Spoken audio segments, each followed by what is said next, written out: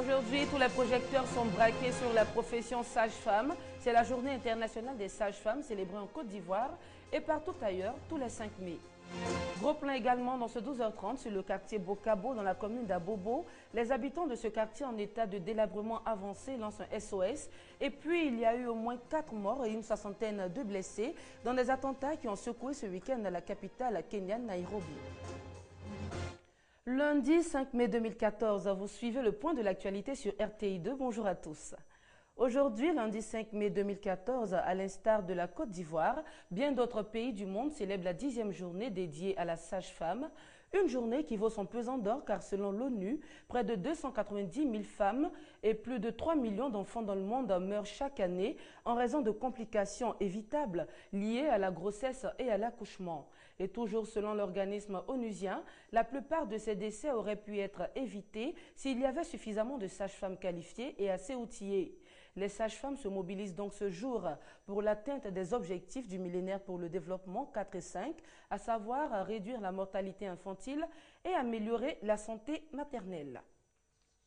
L'hygiène bucco-dentaire était elle aussi à l'honneur il y a quelques jours à l'université Félix Houphouët-Boigny de Cocody. Il s'est agi pour les étudiants dentistes de sensibiliser les autres des filières différentes sur le mode idéal de brossage des dents et également sur les signes annonciateurs de la carie dentaire. Reportage.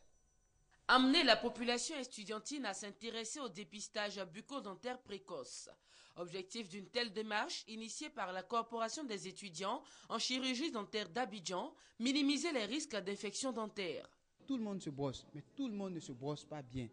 Voilà, donc il faut apprendre à nos populations comment il faut se brosser, qu'est-ce qu'il faut utiliser comme brosse à dents, qu'est-ce qu'il faut utiliser comme pâte dentifrice, il faut se brosser à quel moment. Parce que parfois, tout le monde pense avoir ces informations, mais quand nous causons avec nos malades, on se rend compte que c'est beaucoup d'informations qu'ils ont, mais c'est beaucoup d'informations erronées. Donc nous venons par ces campagnes-là pour rectifier toutes les informations qu'ils ont afin de leur permettre d'avoir une hygiène qui puisse à la longue leur permettre d'avoir une bonne santé bucco-dentaire. Une journée de sensibilisation bucco-dentaire, également première occasion de consultation pour certains étudiants. Je suis vraiment ravie de ce qu'ils sont venus à l'université parce que moi-même j'avais mal et donc je ne suis pas satisfaite de l'entretien.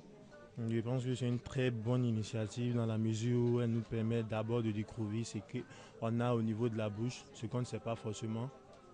Et ensuite, il faut reconnaître que les étudiants en général méconnaissent beaucoup le métier. La mauvaise hygiène bucco-dentaire peut être la porte ouverte aux infections du rein et du cœur.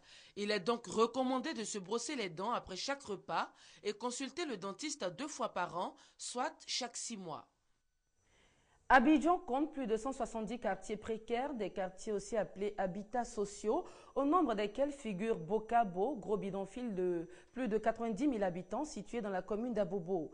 À cet endroit déjà peu salubre, il n'y a pas d'infrastructure. On y trouve plutôt des ravins et des ponts de pneus. Que de difficultés pour les habitants de Bokabo. Ils appellent à l'aide dans ce reportage signé Kone Pargasoro et Franck Kwadio. Bokabo, une localité tout à l'ouest de la commune d'Abobo, au sein du quartier Sagui, une cité dortoir de plusieurs milliers d'habitants. Les origines de Bokabo, toute une histoire. À part le train qui pouvait donner de l'eau chaude, il n'y avait que Bokabo qui fournissait de l'eau à Abobo. C'est ainsi que Bokabo est né. Un quartier autrefois prospère, aujourd'hui insalubre, délabré et enclavé. Bokabo, au fil du temps, est passé de la lumière à l'ombre. Un mal-être et un mal-vivre bien visibles. Illustration, des commerçantes exerçant dans la boue, des légumes et autres produits vivriers exposés à même le sol et sur des étals. Nous sommes au marché de Bokabo. Quand il pleut, les gens vident les WC, l'eau sale vient au marché, dans tous les coins sales. Donc les femmes refusent de venir ici. À Bokabo, l'insalubrité mêlée à la promiscuité suscite certains comportements. Les inscriptions gravées sur cette pancarte sont royalement ignorées. Il y a aussi des maisons prêtes à s'écrouler, mettant ainsi la vie des occupants en danger. Vous voyez, vraiment c'est pas normal que quelqu'un habite comme ça dans ce genre de maison. Tout cela c'est risquant. Ça peut couler un jour sous nous, mais on n'a pas de choix. On est obligé de faire ça comme ça. Bokabo est aussi encerclé par de nombreux ravins qui menacent et perturbent la quiétude des populations. Quand il n'y a plus comme ça, c'est-à-dire ça devient un lac. Nos enfants se débrouillent à côté maintenant pour passer, maintenant pour aller. Donc tout ça, c'est vraiment dangereux pour nos enfants. Sur les ravins, de petits ponts de fortune sur lesquels les populations, mais surtout les enfants, la peur au ventre, regagnent leur domicile. Chaque saison des pluies, les habitations sont inondées, obligeant locataires et propriétaires à aller voir sous d'autres cieux. Et il faut être un puisatier pour retrouver son compteur d'eau. Tout ça là, c'est rempli avec là. Donc il faut creuser pour pouvoir compter là. À Fossabo, le centre de santé urbain à base communautaire de Bokabo n'est pas mieux loti malgré ses belles bâtisses. Pour Herman Assi, président du conseil d'administration, des difficultés existent. Aucun établissement public primaire et secondaire n'existe dans ce quartier précaire. Nous avons demandé de nous envoyer école primaire publique. Maintenant, quand ils sont venus, ils n'ont pas trouvé place. Donc ils ont été obligés maintenant de regrouper toutes ces écoles-là à une école japonaise qui se trouve en dehors même du quartier. Les seuls établissements scolaires privés existants dans le quartier font avec des voisins bien incommodants. Ces maquis et leurs corollaires de nuisances sonores. Les enseignants viennent se plaindre à nous, nous qui sommes responsables de l'école. Monsieur, nous sommes là pour pas travailler parce qu'il y a ceci. Donc nous, on allait directement auprès de ces promoteurs de maquis là pour leur dire de fermer. Une note de satisfaction cependant, le début des travaux de réhabilitation de la voie principale qui donne beaucoup d'espoir aux populations et à Assi Etienne, fondateur du quartier Bokabo. Pour le président des jeunes de Bokabo, un plan Marshall est donc nécessaire pour sortir leur quartier de la précarité et de l'enclavement. On trompe pas le temps comme on peut. Par exemple, ces enfants faisant trempette dans les eaux usées en apprenant tout simplement à fumer. Le projet PADERLAC, entendez projet d'appui au développement rural de la région du Bélier, poursuit sa lutte contre la pauvreté. Le comité technique régional de ce projet a fait récemment le point de ses activités. On en sait un peu plus dans ce reportage de Charles Tatou, RTI Boaké. Avec des objectifs clairs, lutter contre la pauvreté, réduire l'exode rural et contribuer à l'autosuffisance et à la sécurité alimentaire. Le projet d'appui au développement rural de la région des lacs, PADERLAC, bénéficie actuellement d'une 4e prolongation d'1 an et demi. Cette seconde opportunité offerte aux acteurs des activités de production végétale, d'élevage, de pêche et d'artisanat permettra l'augmentation des revenus des populations de cette zone du projet. Commencement, j'ai eu 1 million. J'ai fini. J'ai pris 1 million encore. J'ai fini. Maintenant, j'ai pris 2 millions maintenant. Vraiment, pour 2 millions, ça m'a aidé. J'ai fait boutique. J'ai fait champ de manioc. J'ai fait maïs. J'ai fait niam. Les nouveaux responsables du PADERLAC viennent de faire le point des réalisations techniques de leur structure au corps préfectoral et aux bénéficiaires de ce projet. Nous avons construit des magasins de stockage, 3 magasins de stockage, un à Didiévi, un à Tibissou et un à Toumoudi, 2 marchés de poissons, un à Tibissou et un à Yamsoko. Nous avons construit aussi 3 débarcadères. Il y a un qui a été réalisé à 100% et les autres sont en cours. Depuis 12 ans, les activités ont été réalisées, notamment au plan agricole, au plan des infrastructures routières et au plan même de la formation. Aujourd'hui, nous pouvons, à l'issue de cette rencontre, dire que nous sommes pleinement satisfaits. Mise en place en 2002, PADERLAC est financé par la BOAD et l'État de Côte d'Ivoire. Rendons-nous à présent en pays à la Djan, plus précisément à Jacquesville. Ici, le système de génération est bien particulier. Il n'existe pas d'échelon ni de rotation dans l'exercice du pouvoir. Une génération peut donc se constituer par rapport à un contexte historique. Et c'est le cas de la génération Cocoriaco, celle des personnes âgées de 60 à 63 ans. Les détails dans ce reportage de Franck Quadio.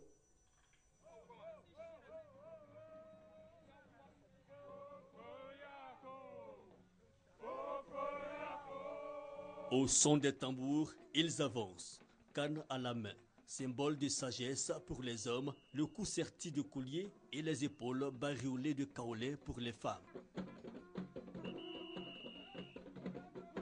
À pas lent et contrôlé, les quelques 112 membres de la génération Cocoriaco atteignent la place prévue pour les festivités. Nous sommes à Jacquesville, épicentre du pays Aladjan, sur le littoral ivoirien.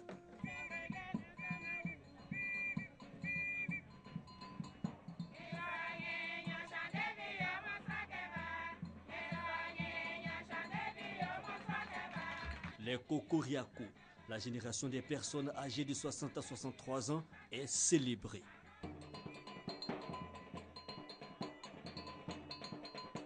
Pourquoi nous fêtons? Parce que vivre 60 ans, c'est déjà un grand pas dans la vie de quelqu'un. Et nous remercions le Seigneur pour cette grâce qu'il nous donne. Célébrer une génération, normale dirait-on.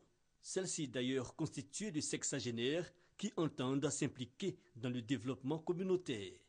Au départ, c'est nous-mêmes nos problèmes. Et c'est après, c'est en avançant en âge que nous avons commencé à nous saisir de ce qui est les problèmes du village et en décider avec les responsables du village. Les problèmes du village, c'est-à-dire le développement communautaire, le message n'est pas nouveau. Les devanciers, les premiers Cocoriaco, ceux nés en 1926, l'avaient débuté. Notons qu'en pays Aladjan, la génération n'est pas l'exercice direct du pouvoir comme chez les voisins ébriés. La génération, ici, peut se constituer de façon spontanée ou même selon un contexte historique. Aux côtés de la génération Cocoriaco, d'autres générations venues répondre à l'appel, celui de la mobilisation pour le développement des 14 villages du pays Aladjan. Et cela vaut bien quelques sonorités bien colorées.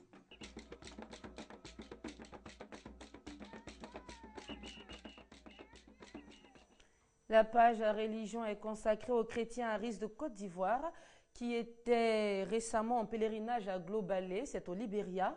Ils y étaient aussi pour commémorer le 85e anniversaire du décès du prophète William Ariste, fondateur de l'église Ariste. Serge Coléa. Comme l'année dernière, la tombe du prophète Ariste William Wadé à Globalé, au Libéria, a été le lieu de convergence des fidèles de la mission Ariste Temple Noé de Yopougon. À leur tête, le prédicateur Jules Biti. Il a prié pour ses fidèles, le rayonnement de l'église Ariste en Côte d'Ivoire, mais également pour la paix en Côte d'Ivoire et au Libéria. Entre spiritualité et sociale, les fidèles aristes du temple Noé ont été soutenus pour ce 85e anniversaire de la mort du prophète Ariste par les autorités administratives et politiques de la ville de Harbour, chef-lieu de Globalé, village natal du prophète, dont la petite fille est venue spécialement de Suède pour s'associer à l'événement. Nieur Ariste Wadé a fait la promesse d'apporter à l'église Ariste Mère l'aide nécessaire pour sa bonne marche. À Globalé, il est prévu la construction d'un grand temple et un foyer d'accueil en prévision de l'arrivée massive des fidèles Aris qui veulent faire de Globalé, où se trouve la sépulture de leur prophète, un lieu de pèlerinage. C'est le 29 avril 1929 que le prophète William Ariste Wadé a trouvé la mort. Sa mission en Côte d'Ivoire a duré 2 ans, de 1913 à 1915. Sachez avant de poursuivre que le secrétaire d'État américain John Kerry était en visite ce week-end en RDC. Il a insisté au cours d'un entretien avec Joseph Kabila sur des élections libres, équitables et transparentes en 2016. John Kerry a également annoncé une aide de 30 millions de dollars pour soutenir les élections prochaines. Nairobi, la capitale kenyane, a été secouée ce week-end par des attentats. D'abord un attentat à la grenade contre un bus samedi soir dans la ville portuaire de Mombasa, puis une autre explosion dans 2 autobus bondés de monde, causant ainsi la mort d'au moins 3 personnes et blessant plus d'une 60aine. Samedi, des sirènes ont retenti toute une partie de la nuit à Mombasa. 2 attentats à l'explosif ont eu lieu dans le port de la ville kenyane. Le premier s'est produit ici, dans une station de bus du quartier de Mwembe Tayari, près du centre-ville. Selon le gouvernement, une grenade aurait été lancée dans 7 autocars bondés en provenance de Nairobi. Bilan, 4 morts et une quinzaine de blessés. J'ai vu 3 personnes mourir tout de suite après l'explosion. Il y avait tellement de blessés, j'en ai conduit 8 à l'hôpital. Mais je sais que beaucoup d'autres ont suivi. Au même moment, un engin artisanal a explosé près du célèbre Reef Hotel sans faire de victimes.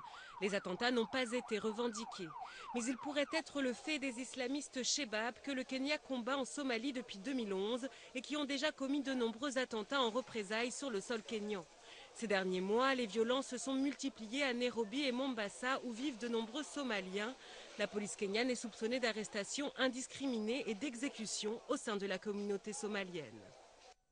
Voilà, c'est sur ces images en provenance du Kenya que se referme ce journal. Bonne suite de programmes sur RTI2.